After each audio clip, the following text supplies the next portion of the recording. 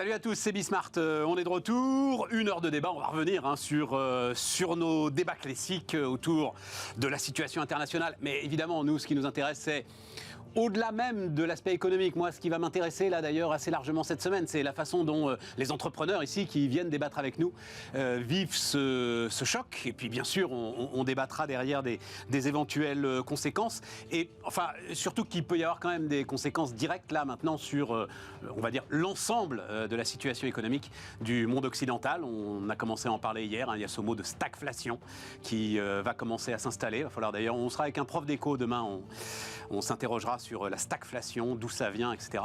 Et puis derrière, il y a quand même la campagne présidentielle, la façon dont ça se passe, le président de la République qui donc commence à donner quelques éléments de programme, les sujets qui restent récurrents autour du travail, autour du pouvoir d'achat. Bref, c'est parti, c'est Bismart.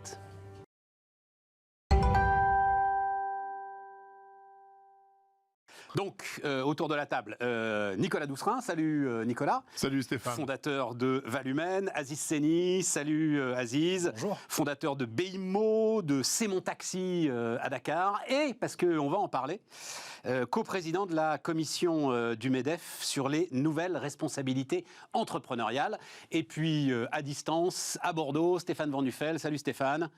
Salut Stéphane. Victime, tu as un petit point de vue sur la SNCF pour démarrer entre nous. Je comprends les difficultés vu le système concurrentiel que nous vivons. Donc je ne vais pas m'étaler. J'ai décidé d'arrêter de me faire des cheveux blancs, que je commence à en avoir suffisamment, Stéphane. Donc j'arrête maintenant. Non, il faut. Non, mais c'est quand même la capture d'écran. La capture d'écran que tu m'as envoyée hier soir est quand même très spectaculaire, parce que tout à coup, enfin c'est juste parce que je suis pas au courant. Moi, il y a plus l'avion ou il y a encore un peu l'avion Non, alors l'avion entre Bordeaux et Paris, la seule navette est pour Charles de Gaulle. Et en fait, il n'y en a que 2 par jour. En fait, il n'y a plus vers Orly. Et en fait, elle est calée avec les vols principalement pour les Antilles. Donc en fait, il y en a une en fin de matinée et une dans la soirée. Et donc, en fait, vous prenez comme ça, comme tu te l'es pris toi hier soir, une série d'annulations, mais tous les trains étaient annulés en fait à partir de quoi 16h30, 17h hier à 14h. À partir de 14h, tu commences à recevoir un SMS comme quoi ça sent pas bon. Et derrière, tu vois arriver suppression. Alors là, c'est un truc un peu particulier parce qu'en plus, il y a des travaux sur la voie. Donc il y a double effet qui se coule.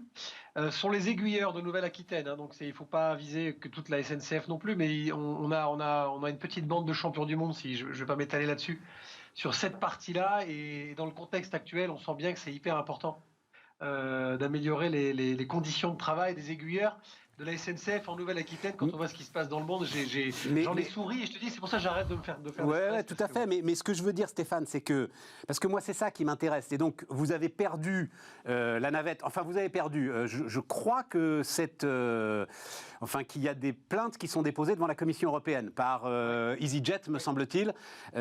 Donc, décision d'annuler cette navette Orly-Bordeaux au nom des 2h30 de vol, etc. La navette Air France. Et donc, ça veut dire que tout à coup, Bordeaux se retrouve à nouveau, vu effectivement les difficultés de la SNCF, se retrouve à nouveau loin de tout. En tout cas, loin de nous, quoi.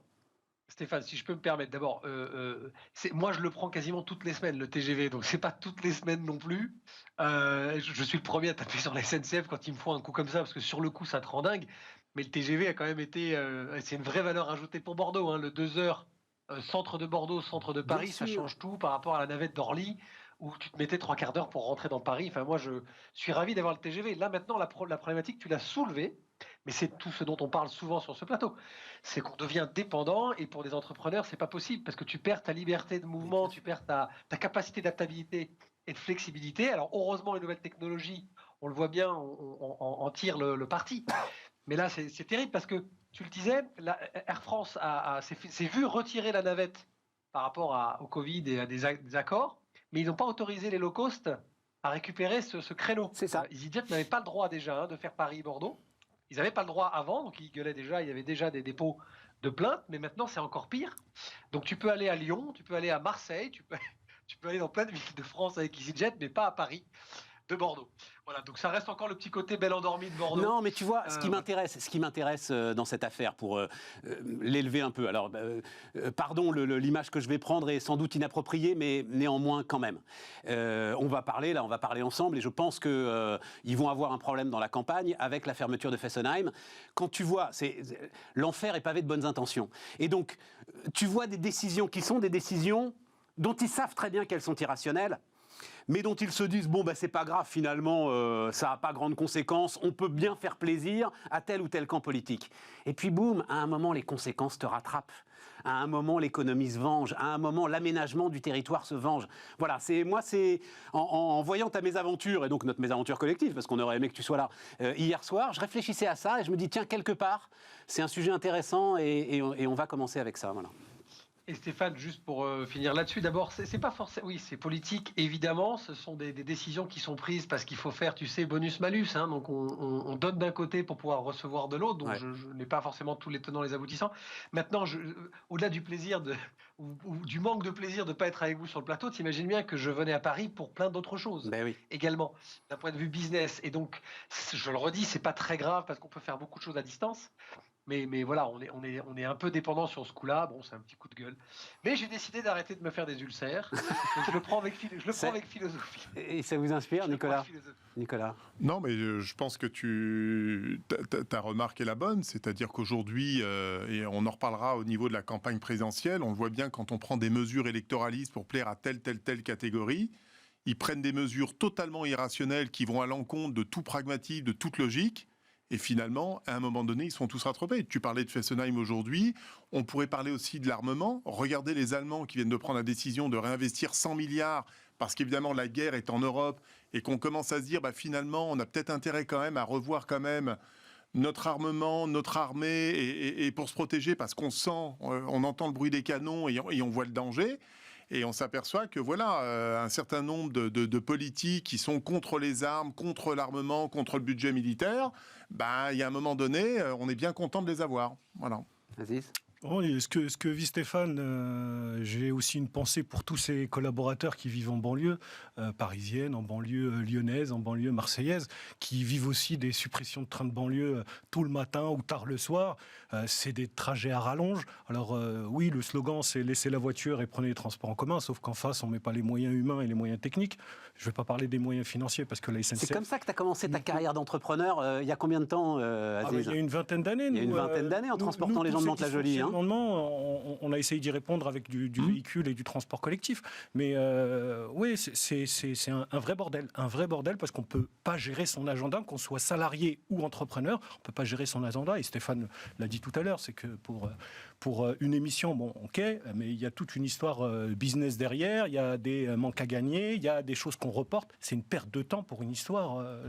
Mais je ne mettrais pas, à la limite on peut démarrer parce que c'est un de nos sujets, je ne mettrais pas, parce que c'est, employons les grands mots, le réarmement de l'Allemagne sur le même plan. Si tu veux, si l'Allemagne a arrêté, n'a pas reconstitué son armée, on sait pourquoi, on sait ce que les traités lui ont imposé, on sait, je crois que c'est quelque chose de beaucoup plus lourd. En revanche, ce que je mettrais sur le même plan, c'est le fait que par exemple l'Allemagne n'a pas de terminal pour recevoir du gaz naturel liquéfié. Et donc c'est totalement mis, et a arrêté elle-même ses centrales nucléaires, et donc c'est totalement mis entre les mains du gaz russe. Mais tu sais, pour reprendre l'histoire, parce que Stéphane défend le TGV, moi je me souviens avoir interpellé un certain nombre d'hommes et femmes politiques sur le sujet. Nos hommes politiques ont détruit le TGV en France. Vous savez qu'aujourd'hui, le TGV, quand il a été conçu en 1981, il avait un objectif, c'est d'aller très vite d'un point A à un point B. Donc c'était de faire des Paris-Lyon, des Paris-Marseille, des Paris-Nantes, Paris-Bordeaux. Aujourd'hui, 80% des TGV s'arrêtent dans 5 gares. On prend tous le TGV. Et on a transformé le TGV en TER. Non, mais c'est un vrai sujet aujourd'hui parce que le manque de moyens qu'on a sur les TGV, dans notre capacité à entretenir, c'est qu'un TGV, il est fait pour aller vite sur de courtes distances. Et au lieu d'aller très vite et de redévelopper les TER en périphérie de ces grandes villes, ce qui est la vocation même de tout notre réseau, et bien finalement on a détruit le TGV et on se retrouve avec 80% des TGV qui s'arrêtent dans les gares et qui n'est plus un TGV. Et on le voit bien, qui a pris ces décisions-là ? ce sont les politiques, parce que tel député, tel ministre a voulu avoir sa gare TGV qui s'arrête là pour aller le vendre, alors qu'en fait, c'est contraire à l'intérêt même du TGV qui a été développé, c'est-à-dire d'aller très vite entre deux points. Bon, comment est-ce que vous vivez cette situation, donc la situation de guerre en Europe, évidemment, hein, en tant que... Tiens, Stéphane, je vais retourner vers toi. En tant qu'entrepreneur, au-delà évidemment des considérations que tout le monde ressent, des considérations humanitaires, mais en tant qu'entrepreneur, est-ce qu'il y a quelque chose dans ta réflexion qu'il n'y avait pas encore le mois dernier ? Alors, qu'il n'y avait pas le mois dernier, non, parce que, alors oui, évidemment, parce qu'on n'avait pas autant, comment dire, concrétisé cette crise-là, mais des crises géopolitiques, et je le répète souvent, il y en a tout le temps finalement. Maintenant, pour faire très simple sur ce sujet, parce que je n'aime pas trop m'étendre sur ces parties-là, c'est compliqué, il y a deux choses. D'abord, moi je suis dans un domaine qui est le placement, la finance, a fortiori dématérialisé, puisqu'on est beaucoup sur Internet, etc. Donc, bah, d'un point de vue investissement, d'un point de vue développement stratégique, ça ne met pas de frein particulier. J'ai presque envie de te dire, au contraire, nous avons des modèles qui sont adaptés et adaptables aux situations de crise, Covid, etc., etc. Donc, d'un point de vue entrepreneurial, ça ne me touche pas. J'ai cette chance-là et je suis désolé pour les autres. Je ne suis pas un industriel, je n'exporte pas, etc. En revanche, comme mon secteur, c'est le placement et la finance, t'imagines bien, Stéphane, que là, en revanche, la matière première de notre métier, il est forcément touché, mais il l'est constamment. Donc là, ce qui est à la fois, c'est triste, hein, intéressant, et on est obligé de le dire, il y a, tu sais, je le répète très souvent, il y a une chose que j'aime dans mon métier, c'est que la finance a, heureusement ou malheureusement, ça appartiendra à chacun des auditeurs de se faire une idée, n'a ni morale, ni politique, ni religion, ni quoi que ce soit. Donc en fait, dans des moments comme ça, le pragmatisme des marchés financiers, le pragmatisme des épargnants, y compris le petit épargnant français, est toujours très intéressant à observer parce qu'il va réagir évidemment avec son humanisme, et c'est le cas actuellement parce que là on est sur une crise qui touche des humains, mais il peut aussi réagir des fois avec beaucoup de froideur, on l'a vu sur les maisons de retraite, etc. Et donc en fait, je ne suis pas touché dans mon plan de développement, je vais te résumer ça comme ça. Je comprends. Et dans la partie investissement, il y a énormément... mais est-ce qu'il y a un point, alors, parce qu'il ne faut pas évidemment faire trop long, mais est-ce qu'il y a un point que, justement, sur la réaction ou le comportement des épargnants ou de tes clients, un point qui te semble particulièrement intéressant ? Il y a un point, mais tu l'as soulevé, je sais très bien que tu le soulèves et que tu l'as en tête, Stéphane. Les gens avaient déjà mis beaucoup d'argent de côté parce qu'ils avaient peur suite à la crise sanitaire. Donc il y avait des milliards et des milliards, on ne sait pas vraiment, c'est estimé entre 150 et 200 milliards. 175 nous a dit le Trésor. On a un chiffre qui est tombé la semaine dernière, donc utilisons-le, 175 milliards. Ouais, voilà, on va dire c'est ce qu'il y a sur les livrets, sur les comptes courants. C'est assez évident.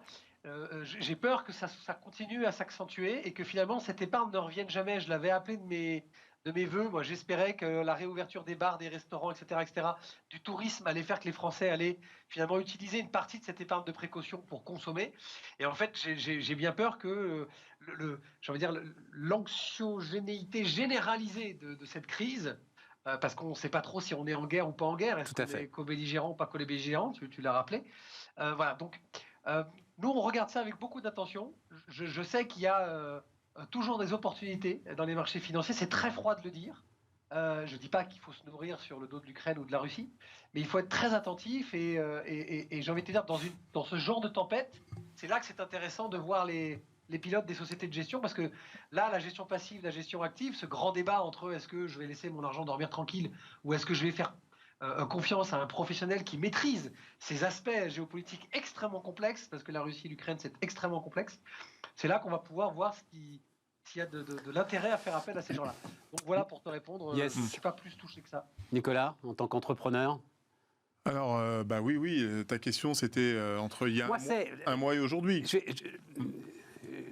Pour préciser le truc, alors c'est des très grandes entreprises évidemment, mais ça peut vous intéresser. Il se trouve que moi j'ai eu la chance de discuter, mais vraiment discuter avec deux des entrepreneurs qui sont les plus exposés aujourd'hui en Russie. En l'occurrence, c'était Carlos Ghosn à l'époque où il faisait le pari d'Avtovats et le pari de Renault en Russie, et Frédéric Oudéa à l'époque où la Société Générale faisait le pari de la Russie.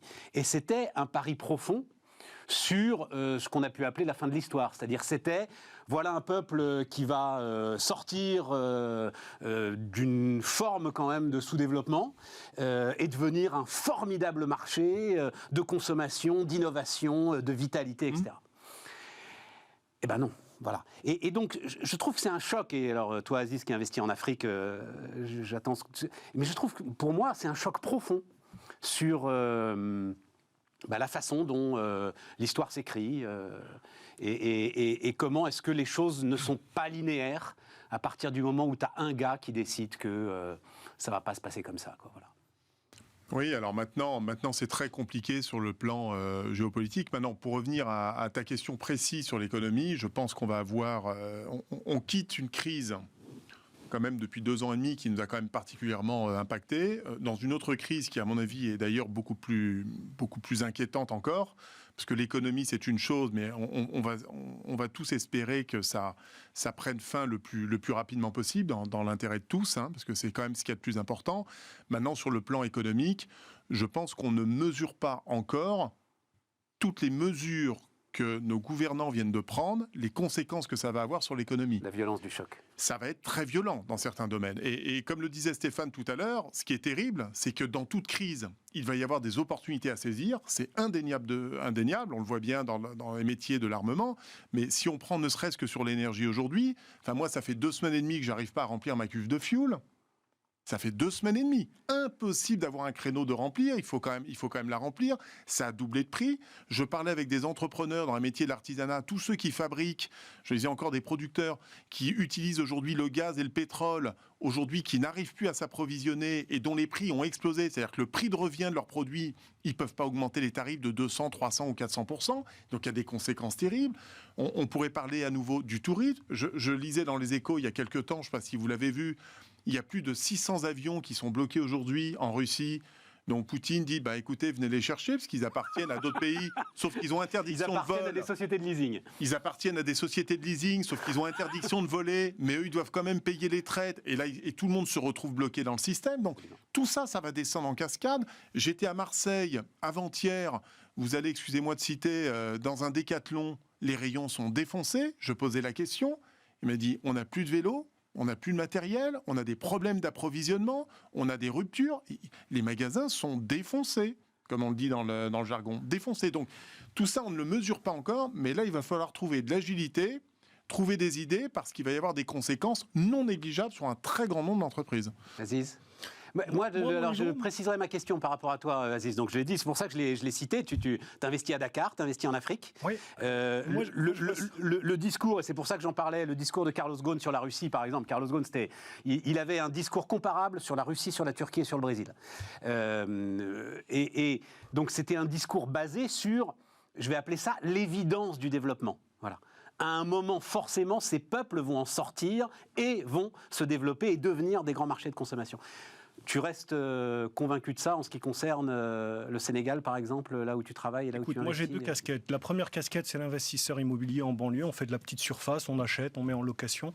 Moi, je m'interroge de l'impact de ce qui se passe sur les taux d'intérêt bancaires, sur évidemment la mise en location. On sort de 2 ans de Covid, le télétravail, etc. Quel impact va avoir cette guerre sur la mise en location et sur les TPE, PME qui sont globalement mes clients? L'inflation.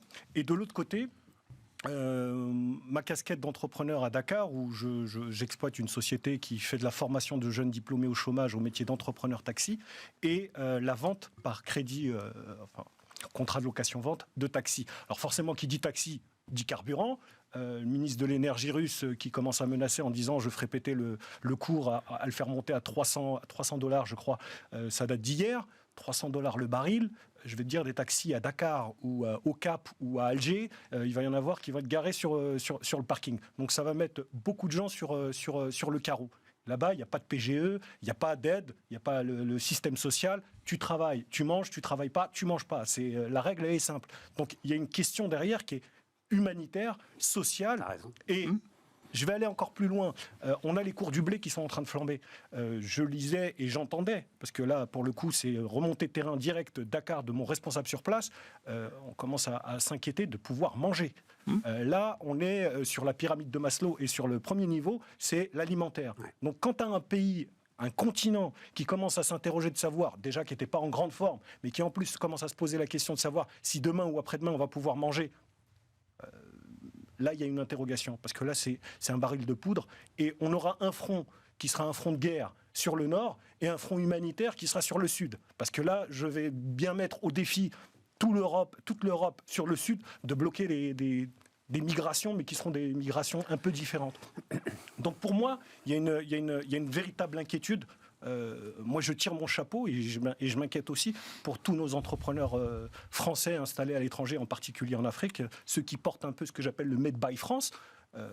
Aujourd'hui, être installé à Dakar ou à Abidjan, et en regardant ce qui se passe en Ukraine avec toutes les conséquences économiques, je ne sais pas si vous connaissez les taux d'intérêt à l'emprunt en Afrique. Hein. Vas-y. On est à 11% sur le marché à Dakar, on est à 16% à Libreville. Donc vous voyez déjà les taux d'intérêt, ce n'est pas ceux qu'on connaît nous, mais si en plus tout sera bloqué. Et ce n'est pas la Banque centrale africaine qui fera quelque chose.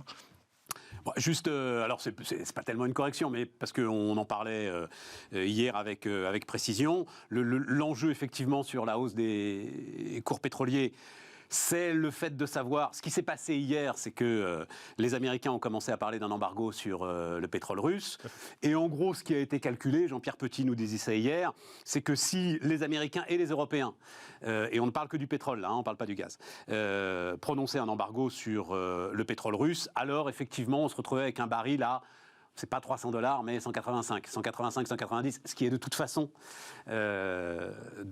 très très compliqué à gérer, j'imagine, et même sans doute ingérable pour l'ensemble des gens qui travaillent avec toi. Voilà, c'était juste cette précision-là. Juste pour aller dans le prolongement, parce que, je te posais la question tout à l'heure en dehors du plateau, c'est est-ce qu'on peut parler de troisième guerre mondiale et une guerre qui aurait pris une autre forme? On a connu 2 guerres mondiales avec des tranchées et des gens qui se tirent dessus. Bien sûr, il y a un front où on a des armées, mais là j'ai l'impression que la guerre économique, c'est une troisième guerre et qui commence par une guerre économique et qui est en train de s'étaler au niveau mondial, et franchement il y a des inquiétudes. C'est des conséquences. Alors à la limite on sort un petit peu de notre champ d'expertise, juste parce que là aussi allez écouter l'interview de Jean-Pierre Petit hier, c'est à peu près comparable si tu veux à la guerre du Kippour. Lui c'est l'exemple qu'il prenait, et donc le premier choc pétrolier de 1974.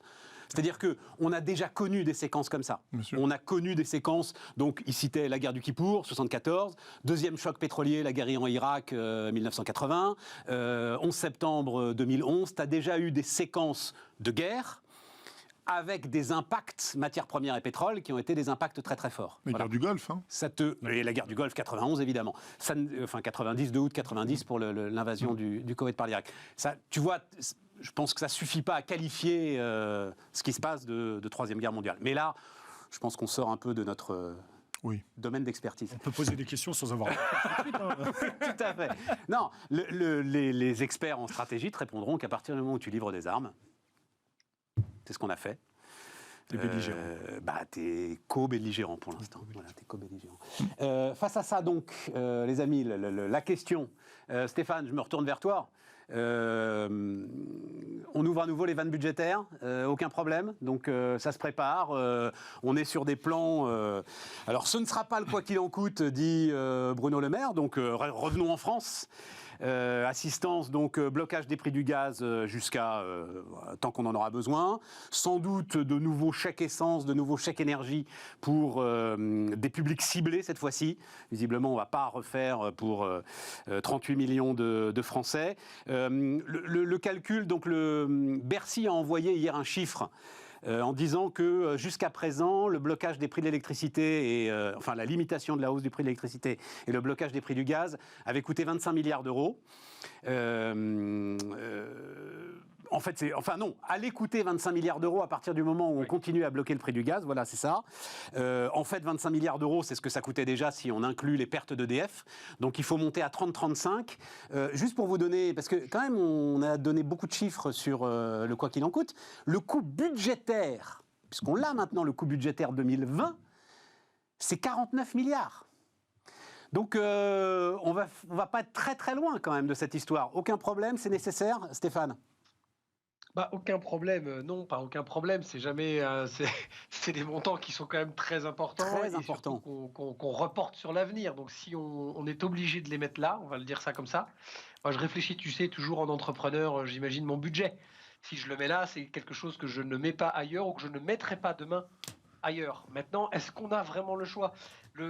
Cette notion d'électricité, etc., est extrêmement complexe. Ce qui m'a beaucoup intéressé, mais je pense que ça intéressera aussi nos téléspectateurs et auditeurs, c'est sur la facture de l'essence.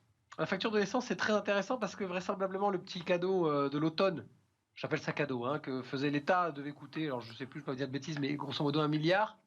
Là, pour maintenir finalement un prix de l'essence abordable et ne pas exploser si jamais, comme le disait Aziz, le baril montait à 185 voire plus, ce serait x10, hein, vraisemblablement, le coût pour l'État, ne serait-ce que pour que les Français puissent aller au boulot. Voilà. Ce qui est intéressant, c'est qu'en fait, on parle de guerre mondiale, on parle de choc sur cette notion-là et sur le quoi qu'il en coûte, mais les données, elles sont hyper importantes parce que tu sais, Stéphane, qu'on a un problème sur l'essence aussi de taux de change. On a un problème entre l'euro qui s'est vachement déprécié ces dernières années, donc aujourd'hui, on subit aussi, tu vois, on ne va pas rentrer là-dedans, mais on subit un peu un cumul de très mauvaises nouvelles depuis 2 ans et demi, et tu as envie de te dire, moi je veux bien hein, qu'on jette la pierre à qui que ce soit, mais tu n'as pas d'autre choix. Tu vois ce que je veux dire? C'est-à-dire qu'en fait, absorber une crise pétrolière parce qu'on a un problème géopolitique, un problème de production, ou simplement parce que l'OPEP serre la vis, comme c'est arrivé sur les 20 ou 30 dernières années, comme vous le rappeliez, c'est pas un problème si tu as un euro qui fait un 50 en dollars, puisque c'est en dollars le baril. Là, il est à 14 ou à 11 ce matin. Donc forcément, le problème, il est là aussi. Alors là, évidemment, ça échappe aux Français. Mais ça, ce sont des données qui correspondent et qui reviennent à la base de ce qu'on laisse faire et de la façon dont on a organisé notre économie. Donc maintenant, finalement, on paye et on n'a pas le choix. On est obligé de payer comme l'Allemagne le paye très très fort, sa dépendance à la Russie, parce qu'à un moment donné, ça l'arrangeait de passer là-dessus. Tu vois ce que je veux dire? Donc, en fait, moi, tout à fait, c'est très intéressant. J'ai pas de réponse, que là, on pourrait partir, et moi, je suis passionné de ça, tu le sais, donc on pourrait ouvrir plein de tiroirs, mais on n'a pas le choix. Voilà, on n'a pas le choix. Et là, on n'est pas en train de se dire c'est des dépenses politiques parce qu'on veut sa gare de TGV, comme le disait Nicolas, et je partage parfaitement son avis. Là, on est sur un truc où on parle à la fois pour 2020-2021 de crise sanitaire qui, pour moi, reste encore. C'est pas du tout un défi par rapport aux Ukrainiens qui subissent des choses invraisemblables, mais qui, pour moi, auraient pu être cataclysmiques beaucoup plus, hein, parce qu'on parle de la santé de nos enfants. Dieu soit loué, ça n'a pas été touché. Maintenant, on enchaîne quand même, il faut reconnaître, on enchaîne une deuxième couche qui, sur les matières premières, c'est-à-dire ce qui nous permet de nous chauffer, ce qui nous permet de construire nos outils, nos outils de travail, nos petits outils de consommation, nos petits objets de consommation, pardon, qui nous permet de nous éclairer, de nous déplacer, on est touché plein pot. Et finalement, ça fait beaucoup. Donc évidemment, l'État français, mais les États européens et les États dans toute la planète n'auront pas le choix. Voilà. Là, la seule différence, c'est que l'Europe, indirectement, paye ce que le reste de la planète ne paiera pas, c'est-à-dire une dépendance à quelqu'un qui aurait peut-être dû être surveillé de plus près avant. Nicolas, on Si pourfend la dette publique à longueur d'émission et on va en rajouter 30, 35, 40 milliards. Oui, malheureusement, Stéphane, tu le dis depuis des années, hein, à un moment donné, on va payer très très cher la non-réforme de l'État, le trop de dépenses publiques que l'on fait depuis maintenant des dizaines d'années.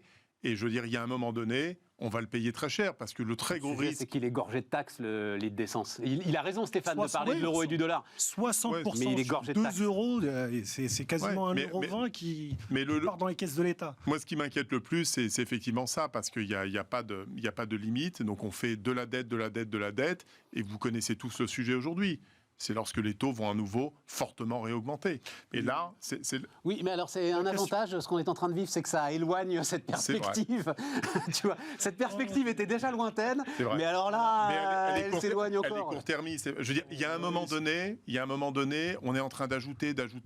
En plus, on a des candidats sur l'élection présidentielle. On est à un concours de mesures électoralistes. C'est fini. Est-ce que tu as remarqué, le mot n'est plus prononcé? Oui. Je l'ai cherché dans non, je te redonne la parole, mais parce que juste après, la lettre d'Emmanuel Macron, là, qui reste une bonne petite base quand même, voilà. Il n'y a pas le mot.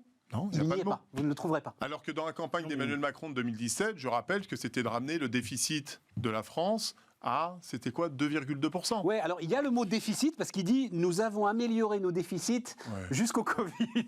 Non, mais trivialement, Vas-y, Aziz. Trivialement, vivre à crédit, moi, ce que j'interrogerais, c'est tous ces gens qui veulent prendre la présidence, c'est quel avenir pour nous après. Oui, mais en même temps, t'as pas le choix.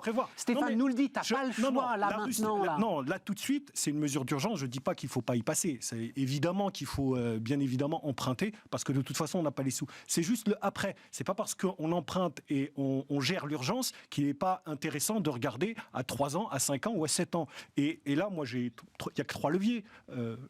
Soit on va payer par l'impôt, on va avoir notre imposition qui va exploser. Soit on espère de la croissance, mais comment on l'a fait, cette croissance ? Tu parlais de regarder les programmes. Là aussi, il faut chercher. Il y a peut-être des mots, mais derrière, les idées. Et puis, il y a une chose, et t'en parlais, Nicolas, c'est la baisse des dépenses d'État. Et ça, il y a un levier là, mais personne ne veut y toucher. Il y avait Valérie Pécresse et son comité de la hache. Mais je crois qu'elle a remis sa hache Elle n'est pas très affûtée, la hache. Au fond de l'atelier, la hache. Mais il y avait le comité de la hache de Valérie Pécresse. Et puis, il y a un truc que je ne comprends pas. Alors peut-être que vous allez pouvoir répondre à cette question. C'est on a 60% de taxes sur le litre d'essence. Ouais. Pourquoi on fait des chèques, des machins, des usines à gaz, alors qu'il suffirait... Enfin, il suffirait, il faut se méfier des phrases qui commencent comme ça, mais pourquoi Bercy ne baisse pas tout simplement ses taxes au lieu de faire des chèques ? C'est pour faire bosser des gens ? C'est pour faire mâcher la machine à imprimer ? C'est pourquoi ? Écoute, on est obligé de mettre des gens au travail. Donc c'était la précédente flambée, c'était 2008. Hein, et il y avait donc un haut fonctionnaire formidable qui s'appelait Monsieur Durieux, qui a pondu un rapport sur l'ensemble de cette taxation et sur la fameuse TIPP, ça s'appelait TIPP flottante. Ouais, c'est ça.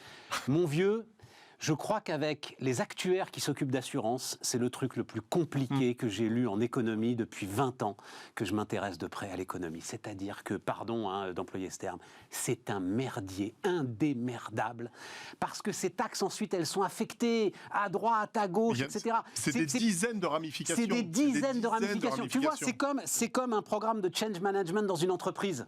À un moment, ce qui arrive aux banques par exemple, à un moment tu es obligé de mettre une surcouche parce que tu peux pas enlever ce qui existe. Enfin, en un mot, pour expliquer simplement là-dessus, c'est pas le taux de TVA. C'est pas, t'as ton hors-taxe, t'as 20% de TVA et tu dis je ramène à 18 et c'est facile à gérer pour l'État. Là, t'as des dizaines de ramifications. Exactement. Et donc derrière, ça a des conséquences sur des centaines et des milliers. Non, et il est là le sujet. C'est toute la complexité de la France. Alors après, il est là le sujet, oui et non. C'est-à-dire que toute l'ambiguïté...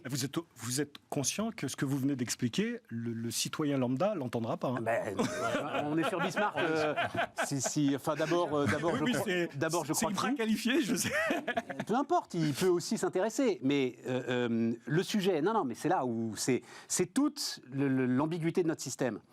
C'est que d'un côté, donc tu as effectivement ces 60% de taxes, qui d'une certaine manière, contrairement aux États-Unis par exemple, te protègent aussi de la volatilité.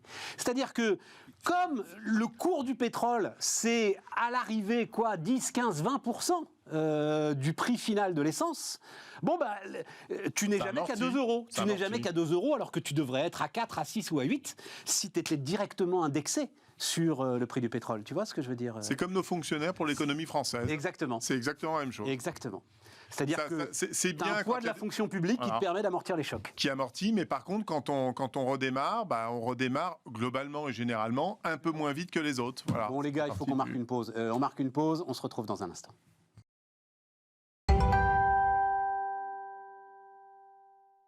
On repart les amis, donc ça nous amène évidemment sur le climat présidentiel, la campagne présidentielle. Je ne sais pas par quel bout prendre le truc, je ne sais pas, Nicolas, toi qui a eu des responsabilités politiques à un moment. Travailler plus pour gagner. Voilà, moi c'est le truc, je regardais un petit peu les programmes, puisque maintenant on a les 12 candidats, et je me disais, en fait, depuis 15 ans, c'est le slogan des candidats français, c'est travailler plus pour gagner plus. Oui, alors c'est la seule réponse en fait qu'ils peuvent trouver aux différents problèmes qui s'accumulent. Ça démontre bien une chose, c'est le manque. Il y a deux choses. D'abord, je suis effaré de l'impréparation d'un certain nombre de candidats. Je pense qu'on ne bâtit pas, on ne se présente pas à une élection présidentielle sans avoir un minimum de recul, de vision long terme, et surtout en ayant mis les moyens humains, financiers pour bâtir, construire, élaborer, financer un véritable projet pour porter un projet qui tienne la route. Là, je suis effaré. J'ai des 12 candidats aujourd'hui. Alors, on va attendre Emmanuel Macron, parce que pour le moment, en dehors de l'audiovisuel, et puis j'ai cru remettre un peu de mathématiques dans les troncs communs, parce qu'ils sont aperçus que c'était quand même un peu problématique. Non, on n'est pas d'accord là-dessus. Mais bon, on en parlera. On y reviendra sur le sujet. Oui. Au niveau du programme, ce que je veux dire par là, c'est que c'est un concours de mesurettes. Je suis désolé de le poser. C'est un concours de mesurettes. Et moi, honnêtement, ça me fait pas vibrer, ça me porte pas et ça me montre pas une perspective rassurante pour mon pays. Voilà, moi j'en suis là, j'en suis désolé, j'ai 45 ans, je crois comme toi, Aziz, je suis effaré. Paradoxalement, le seul qui a une vision pour la France, c'est Zemmour, en fait. Non, je le dis avec un sourire. Et c'est le seul qui... Non, mais c'est le seul qui au moins offre...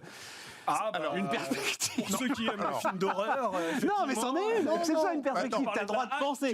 Non, mais t'as le droit de penser que. Non, mais Aziz, t'as le droit de penser que c'est une perspective d'horreur, mais c'en est une. Voilà. J'écoute tous les candidats. Il est très convaincu.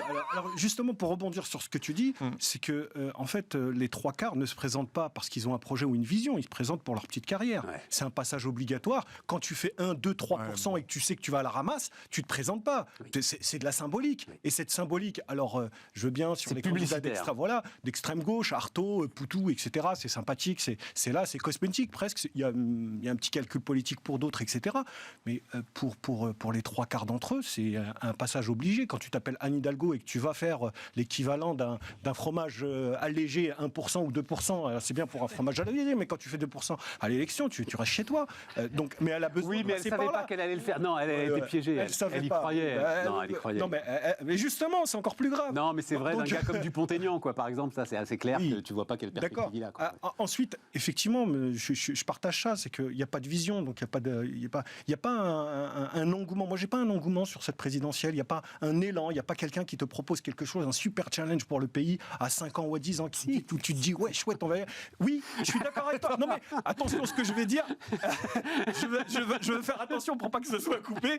Oui, Zemmour a une vision et à mon avis, il est le plus convaincu dans sa connerie. C'est mon opinion. Il est même habité, je pense. Il est au-delà de convaincu, messianique.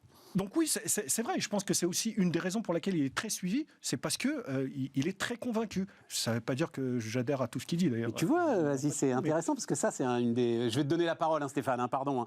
C'est une des caractéristiques étonnantes de notre pays, c'est l'extrême gauche, c'est sympathique. C'est-à-dire, tu l'as dit, c'est sympathique. Donc Philippe Poutou qui dit si les gens sont riches, c'est parce que ce sont des voleurs. Nathalie Arthaud, etc. C'est sympathique. On trouve ça sympathique. Ce qui est extrême, est insignifiant. Je veux dire, quand tu es raisonnable, tu prends un peu de recul, tu écoutes ce qu'ils disent, tu regardes un peu l'histoire. D'accord, mais je sais pas si gauche, c'est sympathique. S'ils veulent bien me montrer un pays dans le monde où ça a marché, mais n'empêche que tu trouves ça sympathique. Stéphane. Tu m'as enlevé, tu m'as coupé l'herbe sous le pied. Je suis désolé. Justement, il faut. Il n'y a rien de sympathique du tout dans ces gens-là. Au contraire, c'est des gens, je comprends. Non seulement je ne comprends pas ce qu'ils font là, parce que vu leur score, ils perturbent plus qu'autre chose, mais surtout leur discours est quand même très agressif, que ce soit l'extrême droite ou l'extrême gauche. De toute façon, ça finirait mal dans les deux cas. A fortiori pour nous, mon cher Aziz, sur cette élection. Je sais bien, je me souviens des propos de Mélenchon face à Geoffroy Roux de Bézieux où il lui a montré avec le doigt en disant « Je vous ferai les poches à vous les entrepreneurs ». Je ne sais pas si vous vous souvenez de cette séquence, c'était rigolo. Enfin rigolo, ça va avec sympathique. C'est un peu inquiétant. C'est de la rhétorique. Moi, je veux juste donner mon avis, Stéphane, si tu permets. On a très clairement la preuve en ce moment, en deux étapes, mon propos très rapide. Il y a un conflit de génération dans la politique et si Nicolas y a participé de près ou de loin, il saura très bien de quoi je parle parce que moi j'ai eu pas mal de responsabilités politiques. Il y a eu des très fortes générations d'hommes politiques dans les années 90-2000, à Bordeaux en particulier. Et ces gens-là sont partis. Et en fait, dans la politique, en fait, quand tu es un gros leader, tu évites de t'entourer de gens qui pourraient trop vite te remplacer. Donc la génération qui vient après, en général, elle est un peu faiblosse et il faut attendre une génération de plus pour que ressortent des gens avec des idées innovantes, des gens qui avaient comme ça du dynamisme. Ça a été bon pour la gauche, ça a été bon pour la droite. Et c'est pour ça d'ailleurs que pendant ce ventre mou, là, tu as les extrêmes qui ressortent, mais on vit ça avec le Front National qui est en train de s'essouffler, parce que finalement, ça ne se réinvente pas. Et donc, je pense que si on veut balayer Stéphane, ce sujet-là... pardon, attends, je te redonne la parole, mais Jean-Marie Le Pen, il est au second tour en 2002, hein. Ouais, mais pas pour les mêmes raisons que sa fille. D'accord, mais enfin, c'est une surprise. C'était ta génération de titans, là, hein, quand même. Hein. Stéphane, c'était une surprise. Non, mais sérieusement, tu considères que Jacques Chirac, par exemple, c'était le parangon de ce que pouvait avoir en termes de responsable politique, personnel politique, etc. C'était ce genre d'animaux politiques. Les fausses factures, la mairie de Paris, tout ça, c'est pas un problème. C'est pas ce que je dis d'abord, tu sais, j'ai une très grande tendresse pour la personne. Bah oui, mais enfin, c'est comme le très sympathique d'Aziz, tu vois. Enfin, je veux dire, le gars qui est un roi fainéant sur son deuxième septennat et qui, dans les années 70, a quand même fait tout ce qu'on a pu faire en termes de financement illégal de campagne présidentielle et de partis politiques. Je sais pas, quoi, tu vois. Je sais pas Stéphane, si. Je parle d'influence et d'impact. Que là, ce que disaient mes co-débatteurs, c'est qu'en gros, ça ne nous faisait pas rêver, quoi, cette campagne. Voilà. Et finalement, celui qui va être le grand gagnant, mais pardon, et je ne le soutenais pas forcément en 2017, donc je suis très à l'aise. Le seul qui sort un peu cohérent dans tout ça, c'est le président de la République, mais pour une seule raison, c'est qu'il a les clés. Donc lui, il doit agir, donc il doit se bagarrer. Est-ce qu'il fait bien, est-ce qu'il fait pas bien? C'est pas ça. Je dis pas que François Mitterrand était formidable, que Jacques Chirac était formidable. C'est quand même ces gars-là qui nous ont mis dans la situation qu'on a décrite dans notre première demi-heure. Stéphane, c'est personne d'autre. Je dis juste qu'il ne faut pas s'attendre à ce que la génération qui arrive derrière, dont ces personnes-là ont tout fait pour qu'ils ne soient pas au niveau. C'est ça que je suis en train de te dire. Tu as raison. On a un petit ventre mou et Valérie Pécresse, elle est très gentille, Anne Hidalgo, elle est très gentille, mais c'est pas au niveau de l'animal politique. Je ne dis pas que c'est bien ce qu'ils ont fait, hein, Stéphane, comprends ce que je veux dire. C'est cette notion, en fait, finalement, de la politique en France est une notion de politique où les gens passent plus de temps à faire de la politique qu'à appliquer de la politique. Donc il ne faut pas se leurrer. Et là, pour une fois, on l'a critiqué plein de fois. On a un banquier aux manettes. Lui, il fait ce qu'il peut. Et il va s'en sortir très bien cette fois-ci, parce qu'en face, il y a personne. Et Éric Zemmour, en fait, il n'a rien de conviction, il n'a rien d'exceptionnel. C'est juste qu'il surfe sur ce qu'une partie des Français pensent et qui finalement ressort globalement de ce qui tu vois, Stéphane, tu disais que le Front National s'est pas renouvelé. Moi, je trouve que le produit de substitution, le nouveau produit, l'extrême droite 3.0, c'est plutôt Zemmour, et le Minitel de l'extrême droite, c'est Madame Le Pen. Donc je pense qu'ils se sont renouvelés, mais en allant davantage sur les extrêmes. Je pense qu'il y a une France qui est en colère, et elle est en colère parce que pendant 40 ans, les mecs qui ont été élus, Mitterrand, Chirac, Sarko, n'ont pas fait grand-chose de ce qu'ils avaient promis de faire. Je pense qu'il y a beaucoup de colère, et comme disait Senghor, je pense qu'il y en a un certain nombre, surtout chez les Zemmour, qui se trompent de colère en mettant ça sur une problématique d'immigration, alors que la problématique, me semble-t-il, est un peu plus ailleurs. Je ne dis pas qu'il n'y a pas de problème d'immigration, je dis que ce n'est pas l'essentiel. L'inquiétude d'Aziz, elle n'est pas sur le fait que... Parce que pour moi, Éric Zemmour ne remplace pas l'extrême droite. Il fait un lien entre la droite dure et la droite et cette extrême droite qui n'existe plus en France, puisque Marine Le Pen est devenue un extrême droite de gauche. Donc en fait, c'est complexe en fait de comprendre ce qui se passe, et en fait, dès que tu as un discours comme ça dynamique pardon, je reprends ton terme, dynamique dans la connerie, l'idée que je partage avec toi fondamentalement, hein, que je suis bien à l'aise, forcément ça marche, parce que les gens se disent au moins il y a un chef. Voilà ce que je voulais dire. Les autres, on a le maire de Paris quand même qui est candidat, qui fait 1,5 dans les sondages. Enfin, le maire de une des plus grandes villes de la planète. Comment c'est possible, à un moment donné, qu'il y ait un microcosme qui est élu à nouveau cette personne en 2020, qui ne représente plus rien dans sa famille politique sur une élection nationale? Voilà ce que je voulais juste dire. Ça n'enlève rien à la capacité de truquer, mentir, bidouiller ou rien faire des précédents. C'est juste qu'en tout cas, ils savaient faire. Là, en tout cas, il y a une chose que je note, moi, dans cette présidentielle, c'est qu'à nouveau, c'est la dégringolade pour les grands partis classiques qui ont fait la Ve République, le Parti Socialiste, l'ex-RPR UMP. On a une Pécresse à 16, on a un PS à 2%. T'as pas vu les derniers sondages? T'as pas vu les derniers sondages? Pécresse, elle n'est pas à 16. Tu travailles trop. C'est entre 11 et 13. 11 et 13. Mélenchon lui est passé devant, là, quand même. D'accord. Bon, écoutez, les choses sont dites, donc on a les grandes boutiques boutique qui s'effondre, encore une fois, et ça montre combien les Français prennent encore un peu de recul là-dessus. Là, c'est ce que dit Stéphane là-dessus. Enfin, c'est tout ce que dit Stéphane est intéressant, mais ce qu'il dit là-dessus sur l'idée effectivement de ceux qui ont créé ces grandes boutiques et qui ont tout fait pour scier la branche, pour que personne ne monte l'échelle qu'ils étaient en train d'escalader. Vas-y, Nicolas. Attends, Nicolas, vas-y. En gros, dans les grandes œuvres, c'est ce que j'essaye moi d'enseigner dans mes entreprises. Lorsque je rencontre des dirigeants, je dis toujours: ayez l'intelligence de recruter meilleur que vous-même. Ah bah ouais, c'est sur ça que... Et je partage complètement l'analyse de Stéphane, c'est-à-dire qu'ils ont recruté bien moins bon, entre guillemets, qu'eux, ils ont appauvri le système, mais je rajoute un deuxième élément, Stéphane, qui est important. C'est qu'ils ont mis en place un système qui empêche toute initiative citoyenne. Et c'est très important. Qu'est-ce que tu appelles l'initiative citoyenne? Ce que vous avez fait avec Denis Père, Nous Citoyens? Peu importe, que nous avons testé avec Nous Citoyens ou d'autres, etc. Aujourd'hui, on ne peut pas rentrer dans le système si on ne passe pas par un appareil. Et contrairement à ce qu'on dit, Emmanuel Macron est du système. Il est arrivé avec le système. Je connais très bien comment c'est constitué En Marche. Je sais très bien comment ça a été financé au départ.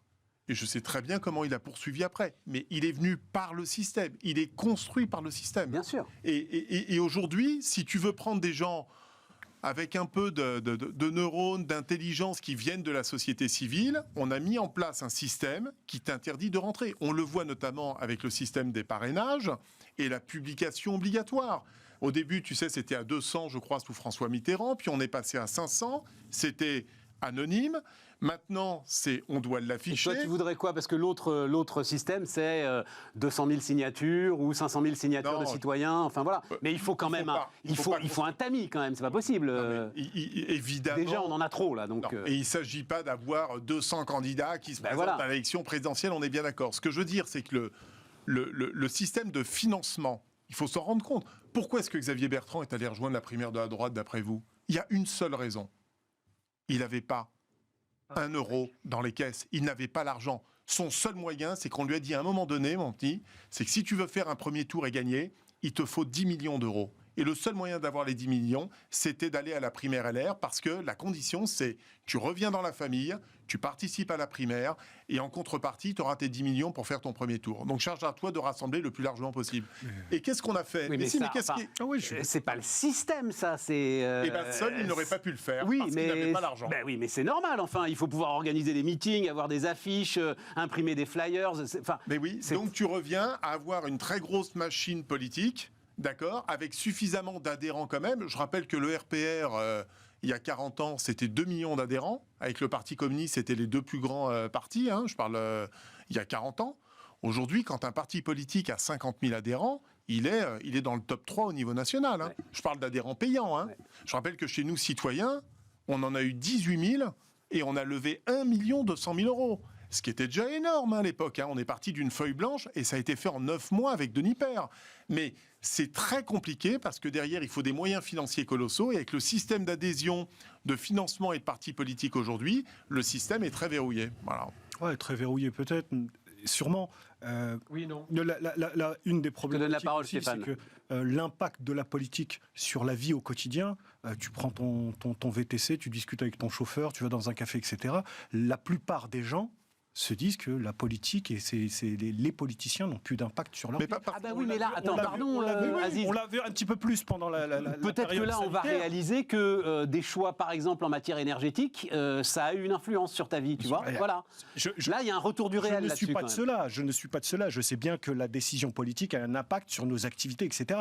Je te parle de la masse. Sinon, il n'y aurait pas... Le premier parti de France s'appelle l'abstention. Donc, il y a quand même une réflexion à avoir. Quand les gens disent « moi, j'y vais pas parce que ça change rien à ma vie », t'as beau dire c'est nous qui avons raison, il y en a plus de la moitié qui restent chez eux. Donc il faut s'interroger. Et les politiciens ne s'interrogent pas. Mais non, ils s'interrogent. Sur l'abstention, ils s'interrogent. Non, tu peux pas. Je te rappelle sur les résultats des élections régionales, où la majorité des gens pour tous. Ça a été un choc. Et en même temps, alors s'il y a un élément où tu peux te dire, mais s'il y a un élément où tu peux te dire à quoi ça sert, c'est bien effectivement les régionales. Mais sur la présidentielle, t'as pas une majorité d'abstention, c'est pas vrai. Attends, Stéphane voulait prendre la parole. Vas-y. Je voulais juste dire deux choses. D'abord, pour connaître le sujet un peu de l'intérieur, mon cher Nicolas, tu sais bien, nous citoyens, c'était trop tôt. Voilà mon avis avec le recul. C'est que si tu le retentais aujourd'hui, peut-être que ça passerait parce qu'Emmanuel Macron a ouvert une nouvelle voie, en fait, justement, de briser le système bipartite. C'était ça En Marche. C'est un énorme hold-up politique en utilisant évidemment le système. Et la preuve, c'est que Denis a essayé de défendre encore ses idées, dont je partage une grande partie cette fois-ci, en entrant dans un système où il a été évidemment éjecté parce qu'il ne fait pas partie du sérail. Donc je partage aussi cet avis-là. Maintenant, juste... Là, Aziz, je suis pas d'accord avec toi parce que moi, je suis extrêmement. Ça nous arrivera encore. Non, mais là, je suis extrêmement dur sur ça parce que moi, j'attache beaucoup d'importance et ça m'emmerde comme les autres, les régionales, les cantonales. Quand il fait beau à Bordeaux et que je pourrais aller sur le bassin et que je suis obligé de rester le dimanche pour aller voter, comme tout le monde.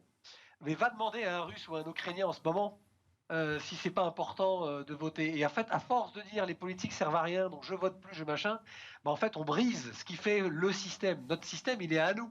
Donc ce système, on n'a qu'à le reprendre en main. Et on l'a laissé, en fait, dans ces gens-là. Stéphane dit un truc très juste, les Chirac, les machins et tout, ils ont manipulé, ils sont responsables. Mais nous sommes responsables. Tout le monde a été dans la rue, je veux dire, en 81, en mai, tout le monde était derrière Mitterrand, tout le monde y a cru, tout le monde, voilà. Bon, et il est resté quand même 14 ans. Alors qu'au bout d'un an ou deux, on avait compris que tout le monde s'était fait avoir une bonne fois pour toutes. Donc les Français doivent aussi, à un moment donné, prendre les choses en main et être un peu responsables. Non mais attendez les gars, non mais Stéphane, attendez. moi, je suis d'accord avec toi. Et la bande de cadras, là, je suis le seul à savoir ce qui se passait le 10 mai 81. Là, moi, tous, vous étiez pas nés. J'avais 5 ans, moi. Mais bon. Écoute, C'est tombé là. je vais reprendre un autre. Faire charger la Citroën, mec, moi, il voulait. Je suis d'accord avec ce que tu dis. Le vote est un devoir, c'est important, etc., etc. Sauf qu'il y a un principe de réalité. Quand tu descends et que tu demandes aux clients, parce que je vais reprendre une attitude d'entrepreneur, tu vas voir les clients et que tu leur dis, mais monsieur, pourquoi vous achetez pas ? Il faut les intéresser, il faut les faire venir. Et aujourd'hui, la politique, enfin ceux qui ont fait de la politique ces dernières années, ont fait tout l'inverse. L'art de dégoûter les gens de ce qui les intéresse. C'est pas de moi, c'est de Paul Valéry. Les politiciens, aujourd'hui, tous ceux qui se sont succédés, n'ont fait que dégoûter les gens et les ont éloignés. Donc, dans l'intérêt de qui ? Donc moi, je pose la question. Bien sûr que... Mais il y a un autre sujet, tu dis on est tous responsables. Le problème avec cette expression, c'est que quand on est tous responsables, c'est qu'il n'y a pas de responsables. Non, il y a des responsables. Il y a des gens qui sont payés, sont grassement payés pour ça. Il y a une problématique de représentation nationale, locale. Stéphane a raison, le gars qui va pas voter, tant pis pour lui, quoi. Il la ferme. Si tu veux changer les choses, c'est pas en n'allant pas voter que tu les changeras. Je ne suis absolument pas d'accord, c'est la question de l'offre. Quelqu'un qui ne va pas voter, c'est parce qu'on ne l'a pas séduit, on ne l'a pas intéressé. Non, c'est pas vrai. Mais c'est pas un yaourt, mon Dieu. C'est la démocratie. Le vote blanc n'est pas comptabilisé, il va se déplacer. Et s'il ne trouve pas de son choix, je trouve ça. Attends, Stéphane est loin, on va laisser parler, laisser répondre, et puis ensuite, vas-y. Aziz, je partage ce que tu dis, évidemment, ne te méprends pas sur ce que je dis. Non. Je dis pas que le Français qui en prend plein la gueule toute la journée, il est responsable autant que le mec qui est conseiller régional, conseiller départemental, à la SGEG, à la SLUP, à la SLUP, à la SNUT. Voilà, non, c'est pas ça que je dis, je les connais. Je veux dire qu'à Bordeaux, en Nouvelle-Aquitaine, en plus, c'est des champions du monde. Ils sont aiguilleurs à la SNCF, d'ailleurs, pour certains, sans doute.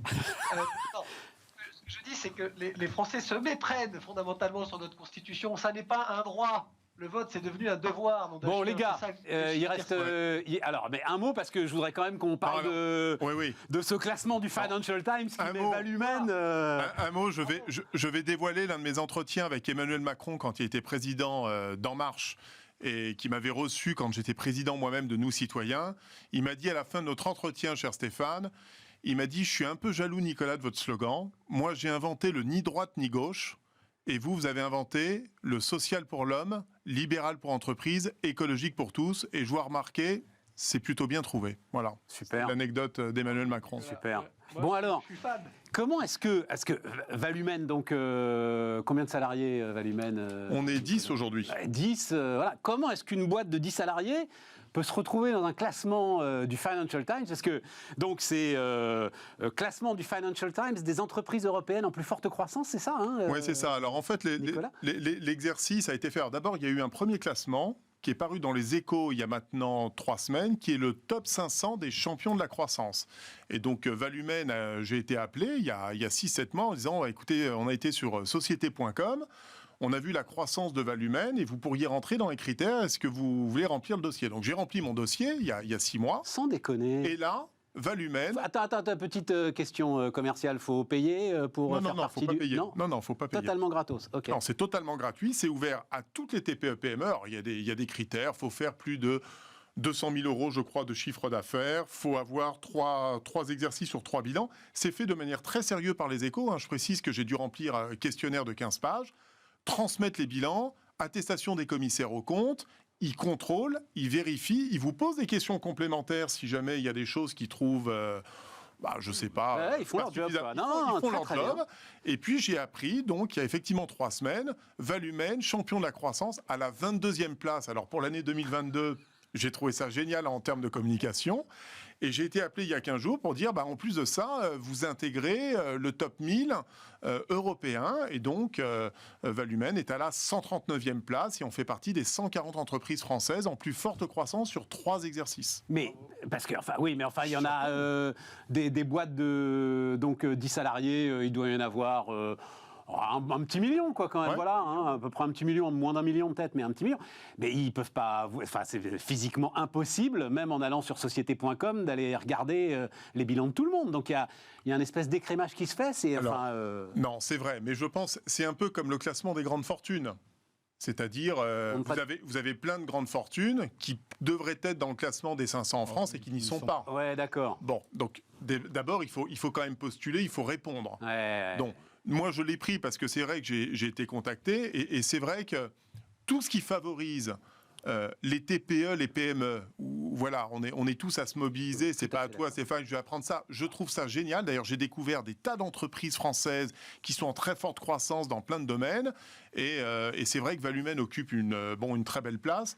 Mais je te rassure sur un point, Stéphane, ce sera bien meilleur l'année prochaine et encore meilleur en 2023. Non, je pense en plus, qui est le sujet du moment pour vous, qui est l'attractivité. Ouais. Quand tu as le nom de la boîte dans un classement du Financial Times, c'est pas mal, non? Avec les candidats, ça va bien se passer, quoi. Je suis appelé effectivement à la fois par plein de fournisseurs, mais là où j'étais assez impressionné, c'est la reconnaissance. Alors d'abord, la fierté des collaborateurs. J'ai aujourd'hui 40 managers de transition dans l'entreprise, qu'on a quand même triplé notre chiffre d'affaires en 2021. Je pense qu'on va au minimum le doubler encore cette année. Voilà, donc on est dans un rythme de croissance qui est extrêmement soutenu. Et c'est vrai que ce soit les clients et les fournisseurs, j'ai eu énormément d'appels. Et c'est vrai qu'il y a une espèce de grande fierté. Donc ça contribue au développement. Et c'est vrai que je m'en plains pas parce que c'est une très bonne chose. Voilà. Super. Merci les amis. Aziz, on parlera la prochaine fois. On n'a pas le temps. Mais on est parti sur un débat là sur la politique, mais qui était très très intéressant. Et donc on parlera. Moi j'ai envie d'avoir ton sentiment sur donc les entreprises à mission. Mais là, la façon dont les Korian Orpea, en fait, saute sur cette histoire d'entreprise à mission pour se sortir d'une séquence compliquée. Je sais pas. J'ai envie de parler de ça avec toi. On en parlera la prochaine fois. Sur juste une phrase. Ce que tu n'apprends pas par la sagesse, tu l'apprendras dans la douleur. Bouddha. Et je pense qu'un certain nombre d'entreprises se tournent vers l'entreprise à mission après avoir pris quelques coups de bâton. Et voilà, c'est ça. Bon, top. Ça aura été l'émission des citations pour moi. Oui, dis donc, on a eu Paul Valéry, on a eu Léopold Sédar Senghor. Tu nous fais un peu du Zemmour, Aziz, si je peux me permettre. C'est très fort, merci. Les amis, merci pour tout et on se retrouve demain pour continuer nos débats.